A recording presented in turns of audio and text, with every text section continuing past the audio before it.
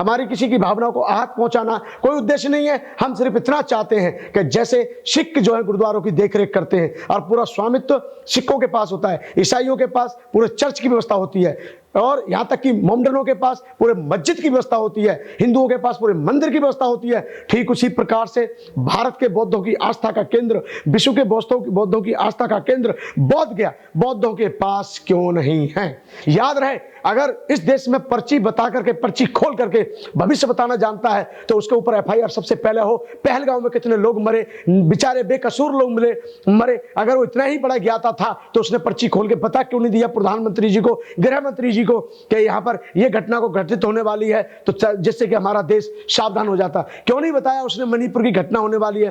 क्यों नहीं बताता है वो घटना? सिर्फ भोले भाले सीधे सच्चे लोगों को पर्ची के नाम पर फंसा कर रखने वाले बाबाओं के खिलाफ एफआईआर होनी चाहिए।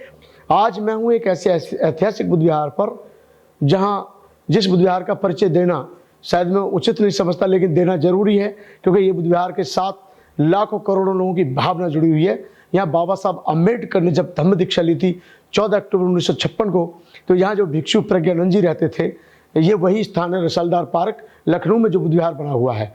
आज पूरे देश के अंदर एक माहौल चल रहा है, बुद्ध गया मुक्ति आंदोलन। बुद्ध गया मुक्ति आंदोलन लड़ाई आज की नहीं है। बुद्ध गया मुक्ति आंदोलन 1891 से शुरू होती है और 1933 तक चलती है। उसके बाद थोड़ा मामला थम जाता है, उसके बाद फिर से ये आंदोलन शुरू होता है और समय समय पर आते गए लोग अपने प्राणों की आहुति देते गए, अपना रोल प्ले करते गए, अपना रोल प्ले करने के साथ साथ बुद्ध गया के लिए जो हो सकता था करते चले गए। मुख्य आंदोलन 1992 और 91 में होता है।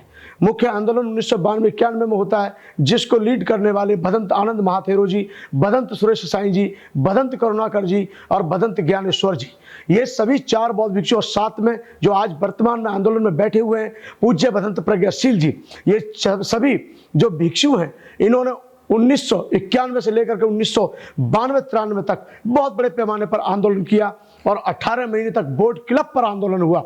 इतना ही नहीं कि इस आंदोलन से जो हासिल हुआ वो बताना भी बहुत अति आवश्यक है। पहली बार उत्तरी भारत के बौद्ध भिक्षुओं की कमेटी बनी, जिस कमेटी में भदंत ज्ञानेश्वर जी वहां पर मेंबर नियुक्त किए गए और भदंत आर्य नागा अर्जुन सुरेश साईं जी ये भी सदस्य के पद पर नियुक्त किए गए। इसी में भदंत प्रज्ञाशील जो आज वर्तमान में आंदोलन चला रहे हैं, वहां पर बैठे हुए आकाश लामा जी के साथ ये भी वहां पर पद के मेंबर पद पर नियुक्त किए गए। बाद में इनको उसी में सेक्रेटरी बनाया गया, मॉन्की चीफ बनाया गया और अधीक्षक के पद पर नियुक्त किया गया।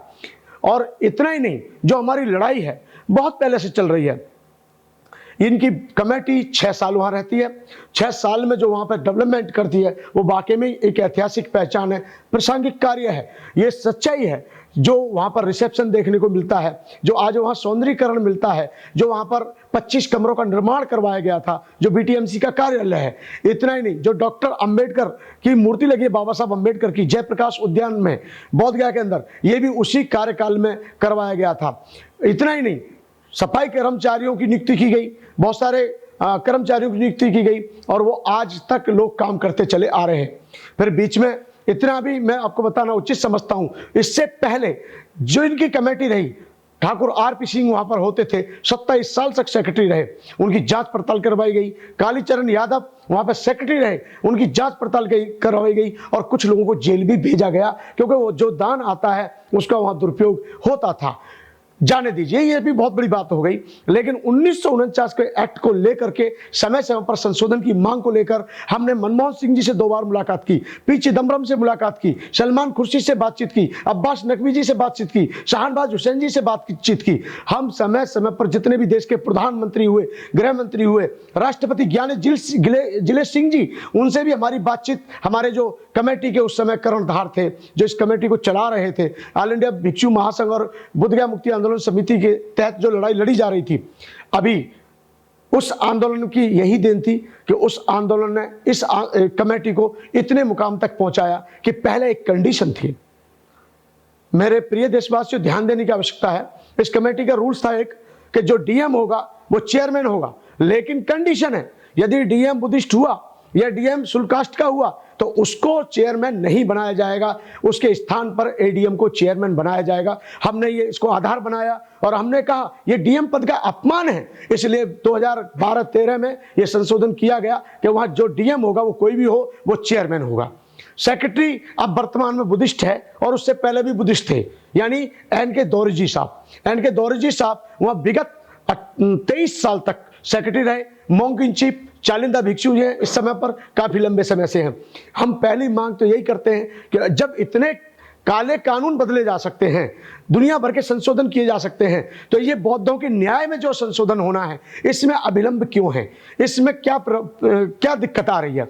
1949 के एक्ट को लेकर के जो हमने समय समय पर आंदोलन किए, 2005 में 25 फरवरी को हमारे ही द्वारा जंतर मंतर पे आंदोलन हुआ और जो आज वर्तमान में माननीय प्रधान न्यायाधीश जो बने भारत यानी भूषण गवई जी, इनके पूज्य पिताजी आर.एस. गवई साहब उस समय राज्यसभा के एमपी होते थे, वो हमारे कार्यक्रम में आए। बाद में वो राज्यपाल बने बिहार के, हमने तब भी उनसे मुलाकात की। इतना ही नहीं, जो बीच में जोगिंदर कवाड़े साहब उस कार्यक्रम में मौजूद रहे। फिर 2007 में चला, 2009 में चला, फिर 2015 में एक भव्य कार्यक्रम किया गया। कार्यक्रम हुआ, 12 से 14 सांसद बिना बुलाए हमारे मंच पर आए। हमने उनको सामने अपनी बात रखी। बीच में ईसम सिंह सांसद जी ने आवाज उठाई। इतना ही नहीं, बीच में गांधी आजाद जी ने आवाज उठाई, आर.एन. आर्या ने आवाज उठाई, यहां तक कि अम्बेडकर राजन जी ने आवाज उठाई। और वर्तमान में आज के हालात को देखते हुए एक ही शेर है हमारे पूरे भारत के अंदर, चंद्रशेखर आजाद जी, उन्होंने इस समय लोकसभा में अपनी आवाज उठाई कि भारत के बौद्धों का बुद्ध विहार बौद्धों के पास होना चाहिए। हमारी इतनी मांग है, हमारा कोई दुश्मन नहीं है, हमारी किसी की भावनाओं को आहत पहुंचाना कोई उद्देश्य नहीं है। हम सिर्फ इतना चाहते हैं कि जैसे सिख जो है गुरुद्वारों की देखरेख करते हैं और पूरा स्वामित्व सिखों के पास होता है, ईसाइयों के पास पूरे चर्च की व्यवस्था होती है, और यहां तक कि मोमडनों के पास पूरे मस्जिद की व्यवस्था होती है, हिंदुओं के पास पूरे मंदिर की व्यवस्था होती है, ठीक उसी प्रकार से भारत के बौद्धों की आस्था का केंद्र, विश्व के बौद्धों की आस्था का केंद्र बोध गया बौद्धों के पास क्यों नहीं है, ये सवाल उठता है। हम ना किसी से लड़ रहे हैं ना झगड़ रहे हैं, हम अपने मौलिक अधिकार मांग रहे हैं, हम कोई भीख नहीं मांग रहे। अभी मेरी 19 तारीख को प्रेस कॉन्फ्रेंस हुई, कम से कम 20 से 25 मीडिया वाले आए, हमने ये मांग उठाई है। पहले तो भंते विनाचार्य जिसको उठा करके जेल में बंद कर दिया, भाई ऐसे क्या बात है, हम भीख थोड़ा ही मांग रहे हैं, हम तो अपना अधिकार मांग रहे हैं, वो सरकार का है, सरकार को संशोधन करके बौद्धों को सौंप देना चाहिए। और ये एक्ट तो ऐसे समय का है कि जब देश आजाद हो गया, लेकिन संविधान लागू होने से पहले का और देश आजाद होने के बाद का ये एक्ट है 1949 का। इसमें संशोधन की मांग को लेकर हम अपनी मौलिक अधिकारी को मांग को लेकर के आवाज उठा रहे हैं, तो हमारी आवाज दबाई जा रही है। मैं यहां पर यह भी कहना चाहता हूं देश के बौद्धों से, आप हतोहास ना हो, उदास होने की आवश्यकता नहीं है। आने वाले समय में आज नहीं तो कल बोध गया आपका होगा। बोध गया तो छोड़िए, 84,000 स्तूप भी हमारे होंगे। इसके लिए बस एक ही हमको काम करना है कि हमको जागरूक होना पड़ेगा, अपने अंदर चेतना लानी होगी। और अगर हम आज नहीं जागे तो हमारे ये बोध गया तो छोड़िए, एक छोटा सा बुद्ध विहार भी नहीं मिलेगा जहां हम बुद्ध को माथा टेक करके नतमस्तक हो सके। इसलिए अभी भी वक्त है जागने का, समझने का, सोचने का, विचारने का। ये आंदोलन किया गया 12 फरवरी से शुरू होता है, 12 मई को खत्म हो जाता है। मैं वहीं पर था, कालचक्र मैदान में अंतर्राष्ट्रीय बुद्ध जयंती मनाई जाती है, हर वर्ष मनाई जाती है, भिक्षु महासंघ के थ्रू मनाई जाती है।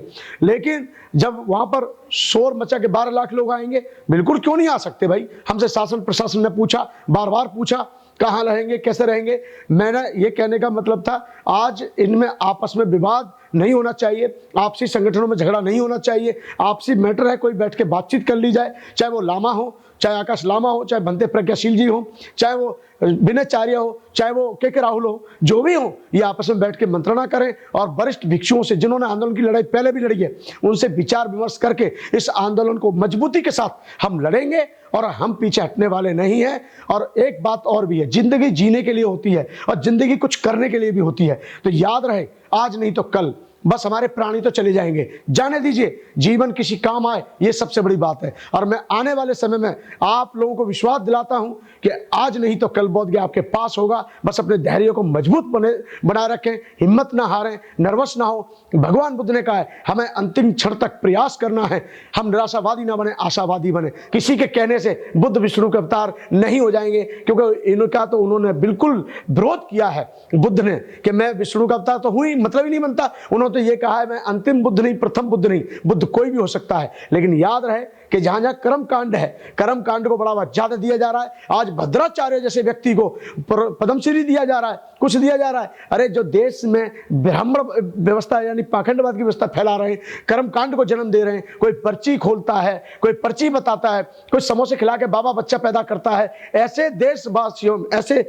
लोगों से हमारे देश की जनता को सावधान रहने की आवश्यकता है। याद रहे, अगर इस देश में पर्ची बता करके, पर्ची खोल करके भविष्य बताना जानता है तो उसके ऊपर एफआईआर सबसे पहले हो। पहलगांव में कितने लोग मरे, बेचारे बेकसूर लोग मरे। अगर वो इतना ही बड़ा ज्ञाता था तो उसने पर्ची खोल के पता क्यों नहीं दिया प्रधानमंत्री जी को, गृह मंत्री जी को, कि यहाँ पर यह घटना को घटित होने वाली है, तो जिससे कि हमारा देश सावधान हो जाता। क्यों नहीं बताया उसने मणिपुर की घटना होने वाली है?